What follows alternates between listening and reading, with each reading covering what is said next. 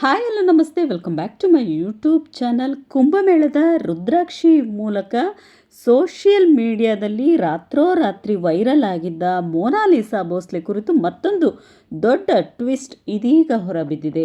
Viral ಸುಂದರಿ ಎಂದೇ ಗುರುತಿಸಿಕೊಂಡಿದ್ದ Mona Lisa ಬಗ್ಗೆ ಈಗ ಗರ್ಭಿಣಿ ಎಂಬ ಶಾಕಿಂಗ್ ಸುದ್ದಿ ಹರಿದಾಡ್ತಿದೆ. ಇದೇ ವೇಳೆ ಕಳೆದ ಮಾರ್ಚ್ ತಿಂಗಳಲ್ಲಿ ಕೇರಳದ ದೇವಸ್ಥಾನದಲ್ಲಿ ಫರ್ಮಾನ್ ಖಾನ್ ಎಂಬಾತನೊಂದಿಗೆ ಈಕೆ ಮದುವೆ ಆಗಿದ್ಲು ಎನ್ನುವ ಮಾಹಿತಿಯೊಂದಿಗೆ ಸಾಮಾಜಿಕ ಜಾಲತಾಣಗಳಲ್ಲಿ ಭಾರಿ ಚರ್ಚೆಗೆ ಕಾರಣವಾಯಿತು. ಈ ಘಟನೆ ಬಳಿಕ ಅಂತರ್ಧರ್ಮೀಯ ವಿವಾಹ ಮತ್ತು ಲವ್ ಜಿಹಾದ್ ಆರೋಪಗಳು ಕೂಡ ಕೇಳಿಬಂದಿತ್ತು.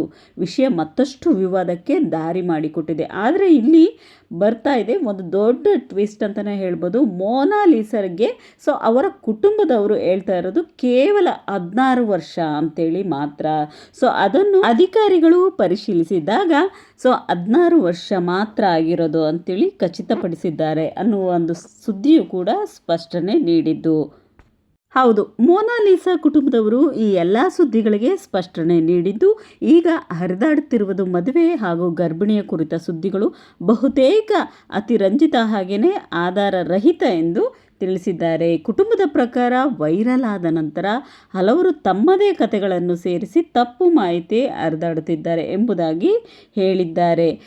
ಈ ಪ್ರಕರಣ ಇನ್ನು ಎಲ್ಲಿಗೆ ಮುಟ್ಟುತ್ತೆ ಅನ್ನೋದು ಕೂಡ ಗೊತ್ತಿಲ್ಲ. ಆದರೆ ಫರ್ಮಾನ್ ಖಾನ್ ಇತ್ತೀಚೆಗೆ ಅವರ ಒಂದು ವಿಡಿಯೋದಲ್ಲಿ ಹೇಳಿರೋದೇನೆಂದರೆ, ಮೊನಾಲಿಸಾ ಈಗ ನನ್ನ ಜೊತೆ ಇಲ್ಲ, ಅವಳು ನನ್ನ ಬಿಟ್ಟು ಹೋಗಿದ್ದಾಳೆ ಅನ್ನುವ ಒಂದು ವಿಡಿಯೋ ಮಾಡಿ ಅವರ ಒಂದು ಸೋಷಿಯಲ್ ಮೀಡಿಯಾದಲ್ಲಿ ಹರಿಬಿಟ್ಟಿದ್ದಾರೆ. ಹಾಗೆಯೇ ಫರ್ಮಾನ್ ಖಾನ್ ಅವರ ಮೇಲೆ ಫೋಕ್ಸೋ ಕಾಯ್ದೆ ಅಡಿ ಅವರ ಮೇಲೆ ಪ್ರಕರಣವನ್ನು ಕೂಡ ದಾಖಲಾಗಿದೆ.